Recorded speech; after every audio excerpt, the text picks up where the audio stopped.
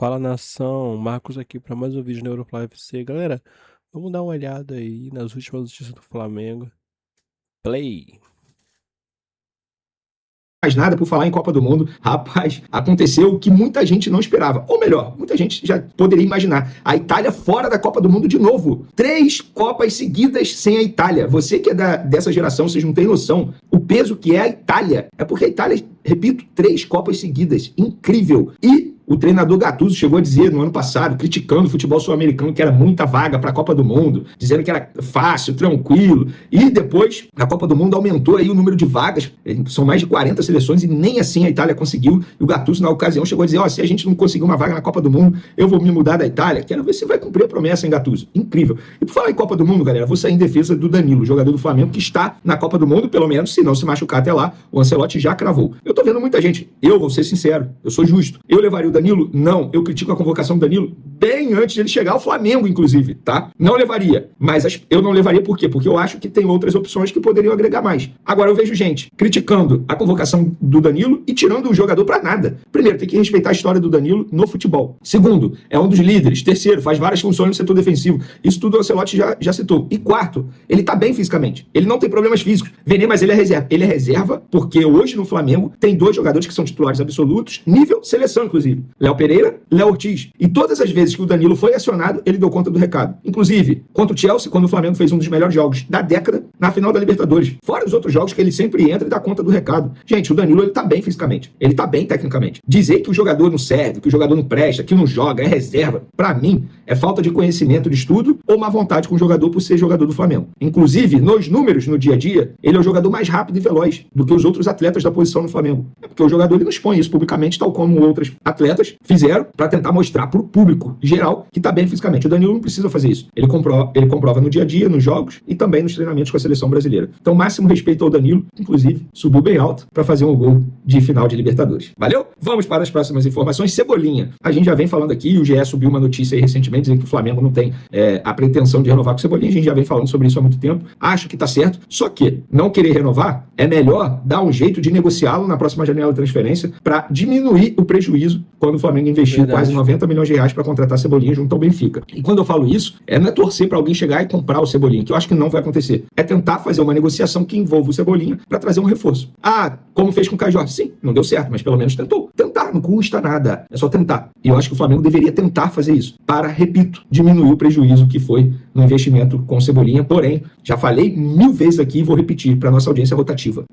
Não vou ser engenheiro de obra pronta e criticar a contratação Cebolinha. Na ocasião, achei uma baita aposta, achei certeiro, elogiei. Mas, infelizmente, nem todo jogador contratado vai dar certo. E o Cebolinha, pelo menos na minha concepção, não entregou aquilo que poderia entregar por N motivos. Contexto, situações, troca de treinadores, e é óbvio, o que eu acho que mais impactou foi o excesso de problemas físicos que ele teve no Flamengo. Para finalizar nosso vídeo, galera, olha, clube espanhol devendo ao Flamengo. Inadimplência do Almeria com o Flamengo está próximo de 600 dias. Gente, vocês têm noção disso? 2 anos praticamente. A venda do atacante Lázaro foi concluída em 2022, mas até o momento o Almeria não cumpriu integralmente suas obrigações financeiras com o Flamengo. Pelo contrário, além do pagamento das parcelas relativas à aquisição dos direitos do jogador, cabia o clube espanhol arcar com os tributos devidos ao fisco local, assim como o rubro-negro assumiu os encargos tributários no Brasil. Diante de cobrança da autoridade fiscal espanhola, o Flamengo realizou o pagamento e acionou o Almeria para o ressarcimento dos valores, que hoje superam 1,5 milhão de euros. Gente, 10 milhões de reais. Vocês têm noção disso? Com a inadimplência que já se aproxima de 600 dias, o clube aguarda agora a decisão final da Court of Arbitration for Sport, que é o CAIS da FIFA,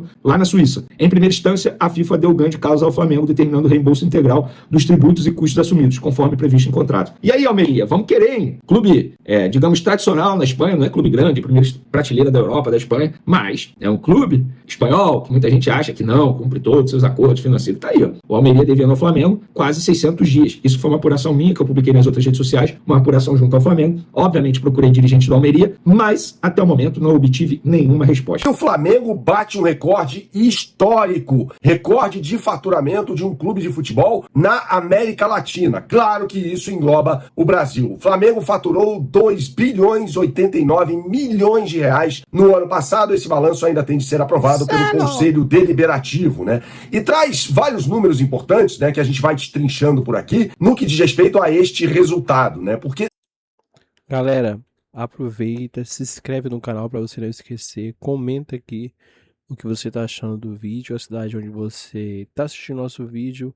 Voltamos pro vídeo. Play.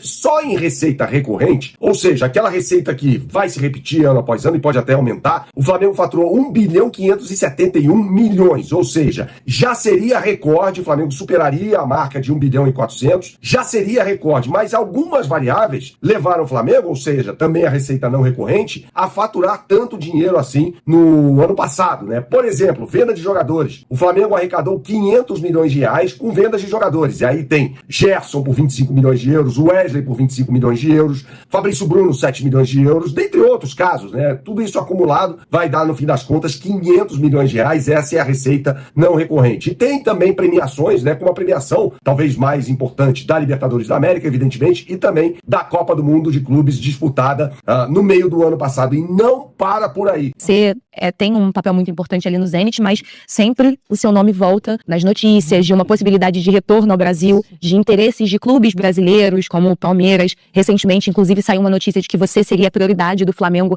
na próxima janela de transferências.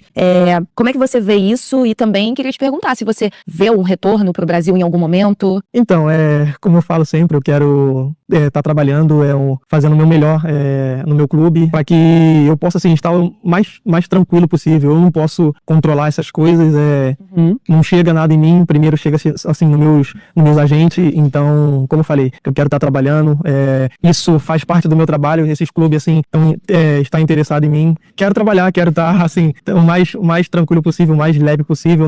Não posso ficar controlando essas coisas fora de campo, porque senão pode afetar a mim dentro de campo e até no meu clube também. E como eu falei, eu deixo isso para os meus agentes.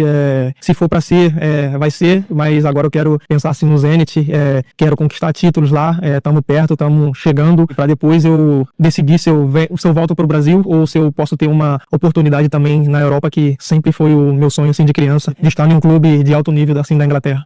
Você falou sobre o seu carinho pelo Fluminense e pelo Botafogo, mas você jogaria no Flamengo caso chegasse alguma coisa? Essa resposta eu não posso falar. Eu não posso falar. Ou só realmente Botafogo e Fluminense tem teu coração? Eu não posso falar disso agora. E como eu falei, eu quero desempenhar o meu melhor no meu clube, para que depois assim eu possa decidir junto com a minha família. É isso aí.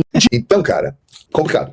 Eu acho que quem não foi dessa vez e vai estar na lista são aqueles jogadores que o Ancelotti já conhece muito, confia muito e já tem como certos na Copa. Quer um exemplo? Paquetá. Eu acho que o Paquetá tem grande chance de ir à Copa do Mundo. Primeiro, Ancelotti gosta muito do futebol do Paquetá. Muito. Não levou dessa vez porque preferiu observar outros jogadores na posição, que acabou não observando, né? Porque o Gabriel Sara acabou não jogando. Mas assim, isso demonstra o seguinte, ele já conhece o cara, ele já convocou várias vezes, ele confia no futebol dele. E outra, na função que o Paquetá exerce, o Brasil não tem tantas opções assim. O Paquetá é um jogador versátil, é importante ter jogadores versáteis, num grupo que vai para a Copa do Mundo, o cara que faça mais de uma função. E o Paquetá é um dos poucos meias de criação que nós temos no futebol brasileiro. Então eu acredito que o Paquetá é um cara que, mesmo sem ter ido a essa convocação antes da lista final, ele tem grande chance de ir à Copa do Mundo.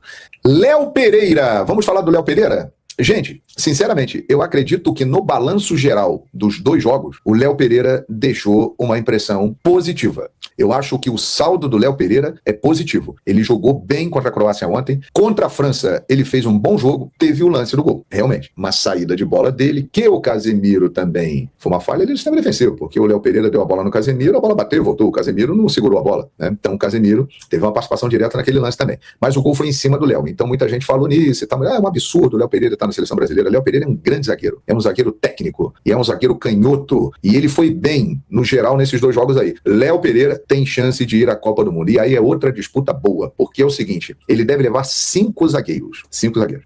E ele vai levar zagueiros que tenham também a versatilidade de poder atuar na lateral. Esse é um dos motivos que o Danilo vai, além da sua liderança, da sua experiência. O Éder Militão, se estiver recuperado, estiver bem, ele vai para a Copa do Mundo. Marquinhos e Gabriel Magalhães. Esses caras estão na Copa. Marquinhos e Gabriel Magalhães, inclusive, é a dupla titular. Esta é uma vaga. O Bremer é bom zagueiro, hein? O Léo Pereira é bom zagueiro. O Ibanez, eu acho que ontem jogou ali pela lateral, não completou o jogo, eu acho que ele saiu dessa corrida aí. Então, acho que tem uma disputa entre Bremer e Léo Pereira para pegar essa última vaga aí para a Copa do Mundo, rapaz. Eu acho. eu fico com essa impressão. Mas eu acredito que o Léo Pereira, ele deixou uma impressão positiva para o Ancelotti, e o Ancelotti está pensando se vai levá-lo. Eu acho. Agora, pode ser que o Militão não esteja recuperado, né, gente? Se o Militão não estiver recuperado, aí abre espaço para o Bremer e para o Léo Pereira irem juntos aí para a Copa do Mundo. Mas o Militão é um jogador que o Ancelotti conhece muito, confia muito, jogou com ele muito tempo, é versátil, joga de lateral, joga de zagueiro, se precisar joga de volante, e se ele estiver bem, ele vai para a Copa. Então o panorama é esse aí, gente. O Flamengo tá muito bem entregue, hein, cara. Esse cara, olha, vejam a entrevista sexta-feira, MengoCast, Leonardo Jardim conversando comigo na Flamengo TV.